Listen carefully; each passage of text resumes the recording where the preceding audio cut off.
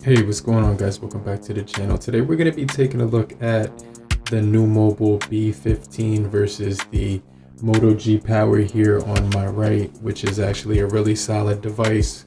But if you're very new to the channel and you're a huge budget fan of technology, you're a huge fan of technology that's very affordable, do me a favor, subscribe and get notified for more videos just like this. But if you're already a part of the crew, salute.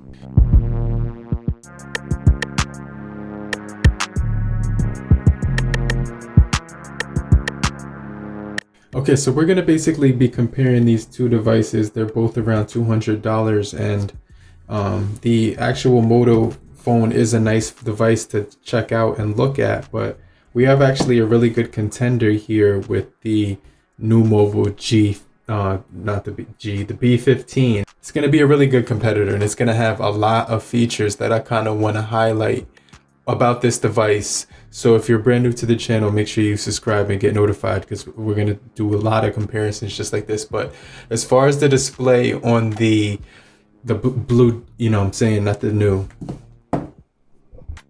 So as far as the display on the new B15, it's going to be a 6.78 inch 84.4 screen to body ratio with 1080 by 2460 20 by 59 aspect ratio. It's also got 398 pixels per inch. So when we're dealing with the Motorola, it's going to actually be 6.6 inches.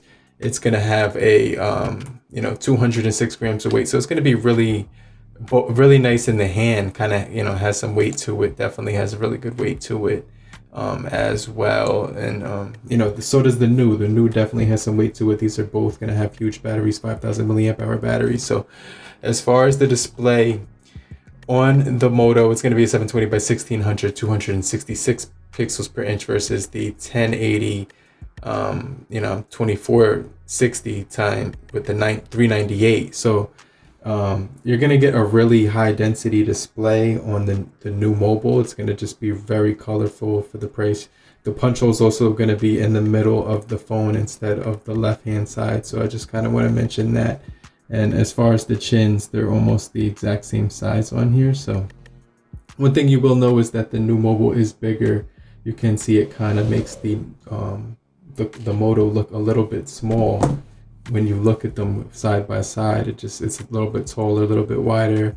Camera's a little bit bigger as well. But let's just take a look at the camera humps on the back, and they are a pretty decent size on here. You can see that the new Mobile has about the same amount of bump on the back here, so when you put them on the table, the new will rock a little bit.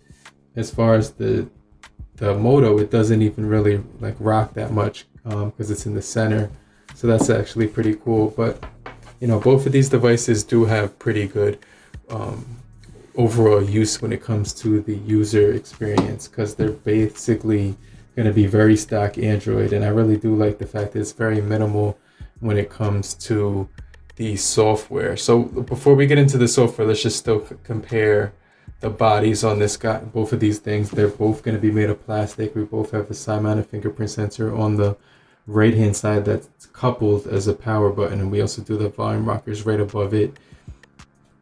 And the headphone jack is actually on the top of the Moto, whereas on the new Mobile, it's actually going to be placed right on the bottom of the new Mobile right here. So you do get Type-C on the bottom of both of these guys. We do get single firing speakers on both, microphone on the top, microphone on the top and bottom. So that's actually pretty good for both of these devices, that they do both have that. And the fingerprints are actually really quick on both. Let's do it 1 2 3. So it's just slightly, wait, hold on. Then that time it was the Moto. One more time, 1 2 3. So just slightly quicker on the new Mobile. But as far as the display, everything is going to be pretty nice when you're in Meta, when you're just scrolling through social media and things like that. It's going to be pretty straightforward, pretty nice when it comes to the scrolling speeds. So the colors will be a little bit brighter on the new. Obviously it's going to be a little bit brighter because it's got that 1080 398 pixels versus the 266 pixels with the 720 on the Moto. So I just wanted to throw that out there. We also do get a 90 hertz refresh rate on the new mobile, which is pretty cool because you're going to be able to scroll through everything really quickly. And just to be honest, the way that they optimized the Moto, it's actually really nice with the scrolling speeds as well, but you could kind of see that the refresh rate hurt. I hate saying that, it's just really hard to say. The refresh rate on the new B15 is going to be a lot like smoother, but they both have a really nice feel to them. Now this is this part that's pretty cool with the internals. So both of these devices do have some pretty good internals, but what's crazy is that the new mobile has actually 128 gigabytes of internal storage, and it has 4 gigabytes of RAM, whereas the Moto will have only 3 gigabytes of RAM and 32 gigabytes of internal storage. So that's kind of crazy, but you can see that the fingerprints will be more on the B15 versus on the Moto, so I just want to make note of that as well. So performance is going to be pretty straightforward. Let's take a picture with the cameras and on the front, and I'm kind of going to talk about the cameras in just a second so we can kind of get into those, but I just kind of see which one takes a better selfie on here.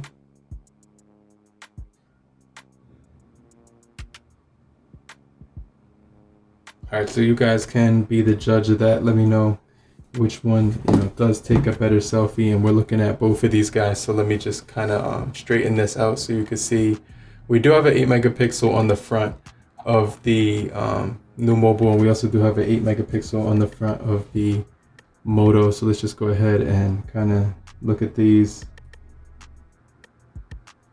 So actually way more detail on the new mobile. It's actually really a lot of detail, like too much detail, right? Like I just drank red juice and it's showing that on my lip, which is kind of crazy. So wow, I'm pretty impressed with that. But so the rear cameras are going to be really impressive as well, because when you take a look at the rear cameras, we are getting on the Moto, they did give us the 48 megapixel camera as well. On the new mobile, we also do get the 48 megapixel camera on there as well. And they actually coupled the new mobile with a 5 megapixel ultra wide camera. They also coupled it with 2 megapixel macro, 2 megapixel depth sensor, and then on the the power, they get 2 megapixel macro and the 2 megapixel for portrait. So really good when it comes to both of these devices for the cameras and software, and everything is pretty cool. The new mobile has Android 11, so I just want to throw that out there, that the Moto will not have Android 11 just yet. So as far as the new B15, is going to be really solid in the graphics department, because when you check the graphics right here, you're going to get ultra as well as smooth as well. So you are getting the MediaTek Helio G, the MediaTek Helio G88 on here, which is going to be really solid for this device. It's going to be very responsive and everything like that. So you can get first blood on here. It will be a smooth experience as well. We also do get the Mali G52 on this guy as well, which is actually a really good GPU for the SoC on here. So it's just very well optimized when it comes to gaming, PUBG, and everything like that. When it comes to the Moto G Power, we're actually getting the Snapdragon 662 on this thing. It will give you high frame rates, which is actually pretty cool on this guy. And we also have it coupled with the Qualcomm 610 as well, the Adreno 610, which is pretty cool. Now you can pretty much use this thing and it will game very well for the Moto. So I just want to make that clear that it will game. The performance won't be as great because it will have a dimmer display on here, so it's not going to be as crazy as you would get on the as the new mobile, but it's going to still be pretty enjoyable, like really enjoyable on this thing. So I just wanted to make a note of that, like 100%, that it's going to be really solid. But you will be able to draw first blood on here too. You definitely will be able to get some really good gaming performance on here, so that's undeniable that you will be able to get really good gaming on here. definitely a good experience when it comes to the gaming performance. Now, both of these devices won't offer NFC or any like mobile payments or anything like that, or wireless charging. So you will sacrifice that with budget phones, but they both are very solid in the hand. They just feel really good when it comes to like the overall weight of this thing. It definitely feels pretty heavy. And you get facial recognition on this guy, fingerprint sensor as well. So that happens really quickly when you're doing the facial recognition on this thing. And same thing with the Moto. So you will be able to put your finger on here and get the facial unlock to work every single time. So really nice features on both of these guys. But let me know which one you would prefer. Overall, they have really good battery. I'm still on the same battery with this guy right here, and I'm still able to, it's actually didn't reset when I charged it. It didn't reset all the way, even though I charged it all the way up to the top right there. But it did last me a long time, all day. So it's been a really long battery life on here, really good battery. And definitely would, recommend this device. Phone calls have been coming in smooth. Same thing with the Moto device as well. But let me know which device you prefer. I definitely like that 90 hertz, the refresh rate on the NUU B15. But I'm going to get right back with you. Show up in the comment section. Answer all your questions right now. But I'll check you guys later. Peace. I'll get right back with you. Later, crew.